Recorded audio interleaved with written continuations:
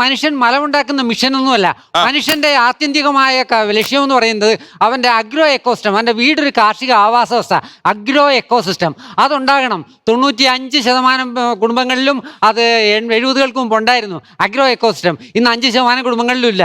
അതെന്തുകൊണ്ട് സംഭവിക്കുന്നു? എല്ലാവരും കൃഷി ചെയ്യണം, നല്ല കാര്യമാണ്. നമുക്ക് ആവശ്യമുള്ള പഴങ്ങളും പച്ചക്കറികളും വിഷരഹിതമായത് കഴിക്കാന്നുള്ള ഓരോ പൗരന്റെ അവകാശവും കടമയുമാണ്. പക്ഷെ ഇത് കിട്ടാത്തത് എന്തുകൊണ്ടാണ്? നമ്മുടെ കുഴപ്പം കൊണ്ടാണ്. നമ്മുടെ ജനറേഷനിൽ അടുത്ത തലമുറയെ കൃഷിയിൽ നിന്ന് അകറ്റിക്കൊണ്ടിരിക്കുകയല്ലേ?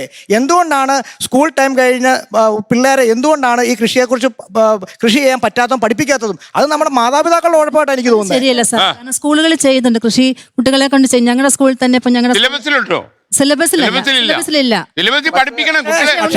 പക്ഷേ അത് മാതാപിതാക്കൾ എത്ര മാതാപിതാക്കൾ അതിനെ പ്രോത്സാഹിപ്പിക്കുന്നുണ്ട്. സാർ, നാഷണൽ സർവീസ് സ്കീം പോലുള്ള യൂണിറ്റുകൾ സ്കൂളുകളിലുണ്ട്. അത് തീർച്ചയായിട്ടും കുട്ടികളെ കൊണ്ട് ചെയ്യിപ്പിക്കുന്നുണ്ട്. എന്റെ അഭിപ്രായത്തിൽ കൃഷിയൊക്കെ ഉണ്ടല്ലോ, കൃഷിയൊക്കെ പുസ്തകത്തിൽ സിലബസ് പഠിക്കണം.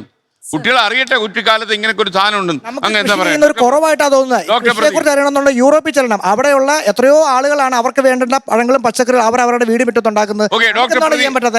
ഡോക്ടർ പ്രദീപിന് ഒരു നമ്മുടെ ഈ പഴം പച്ചക്കറികൾക്ക് വേണ്ടി നമ്മൾ അന്യ സംസ്ഥാനങ്ങളെ ആശ്രയിക്കുന്നതുകൊണ്ടാണല്ലോ അവര് തരുന്നത് നമ്മൾ തിന്നാനായിട്ട് ബാധ്യസ്ഥരാണ്. നമ്മൾ കുറച്ചേ കൃഷി ചെയ്യുന്നു. അപ്പൊ ഇതിനെ ഒന്നും കൂടെ വ്യാപിപ്പിക്കാനായിട്ട് കാർഷിക സർവകലാശാലയും ഒക്കെ ഒന്ന് ശ്രമിച്ചു കഴിഞ്ഞാൽ കുറച്ചുകൂടെ സാധിക്കുമെന്നാണ് തോന്നുന്നത്. നമ്മുടെ വീടുകളിൽ തന്നെ അടുക്കള തോട്ടങ്ങളും നമുക്ക് ലാൻഡ് ഒക്കെ ഇഷ്യൂ തന്നെയാണ്. അതെ, കാര്യമില്ല. പക്ഷെ അതേസമയം നമുക്ക് ചില പാത്രത്തിലും ചട്ടിയിലും ഒക്കെ കുറെ സാധനങ്ങൾ ഉണ്ടാക്കാൻ പറ്റും അല്ലേ? അതിലൊരു താല്പര്യം നമുക്ക് ആർക്കെങ്കിലും ഒരു കൃഷി ചെയ്യാൻ താല്പര്യം ഉള്ള ഒരാൾക്ക് കേരളത്തില് അതിനൊരു തടസ്സം ഉണ്ടെന്ന് ഞാൻ വിശ്വസിക്കാനില്ല. കേരളത്തിലെ പച്ചക്കറി ഉൽപാദനം നമ്മൾ കഴിഞ്ഞ ഒരു നമുക്ക് ആവശ്യമുള്ള എത്ര ശതമാനം കേരളത്തിൽ ഉൽപ്പാദിപ്പിക്കുന്നുണ്ട്? നമുക്ക് 19 ലക്ഷം മെട്രിക് ടണ്ണോളം നമ്മളിപ്പോ ഏതാണ്ട് ഉൽപ്പാദിപ്പിക്കുന്നുണ്ട്.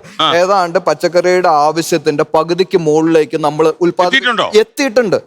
15 ലക്ഷം മെട്രിക് ടണ്ണിൽ നിന്ന് നമ്മൾ 19 ലക്ഷം മെട്രിക് ടൺ. ഇപ്പൊ നമ്മൾ തന്നെ വളരെ ചെറുതായിട്ടൊന്ന് ആലോചിച്ച് നോക്കി. തണ്ണിമത്തൻ കൃഷി നമ്മുടെ നാട്ടിൽ കാര്യമായിട്ട് ഒന്നും ഇല്ലാണ്ടിരുന്ന ഒരു കൃഷിയാണ് ഇപ്പൊ തണ്ണിമത്തൻ. ഇപ്പൊ നമ്മുടെ നാട്ടിൽ എത്രയധികം കർഷകർ തണ്ണിമത്തൻ കൃഷി ചെയ്യുന്നുണ്ട്. ഇപ്പൊ ഈ സീസണിൽ തന്നെ നമ്മളൊന്ന് നോക്കി അപ്പൊ കൃഷി തീർത്തും ഇല്ല, നമ്മൾ സ്വയം ഓരോരുത്തരും തീരുമാനിച്ചു കഴിഞ്ഞാൽ നമുക്ക് ആവശ്യമുള്ള പച്ചക്കറി അത്യാവശ്യത്തിനുള്ള പച്ചക്കറി ചെയ്യാൻ പറ്റും. 3 ഏക്കർ തണ്ണിമത്തൻ കൃഷി ചെയ്യുന്ന ആളാണ് ഞാനിപ്പം. 3 ഏക്കർ ഇത് തണ്ണിമത്തൻ കൃഷി ഏറ്റവും പ്രോഫിറ്റബിൾ ആയിട്ടുള്ള ഒരു കൃഷി തന്നെയാണ്.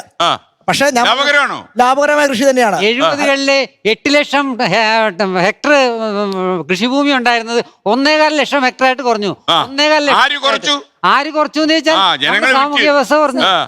അതിലേക്ക് ജനങ്ങൾ എത്തുന്നില്ല, ത്രിതല പഞ്ചായത്തുകൾ എത്തുന്നില്ല. ലോകത്തെവിടെയായാലും ഏത് സമയത്തും 24 വാർത്തകളും ഓഗ്മെന്റഡ് റിയാലിറ്റി പാക്കേജുകളും എക്സ്പ്ലെയിനറുകളും വിശദമായി കാണാൻ ഞങ്ങളുടെ യൂട്യൂബ് ചാനൽ നിങ്ങൾക്ക് സബ്സ്ക്രൈബ് ചെയ്യാം.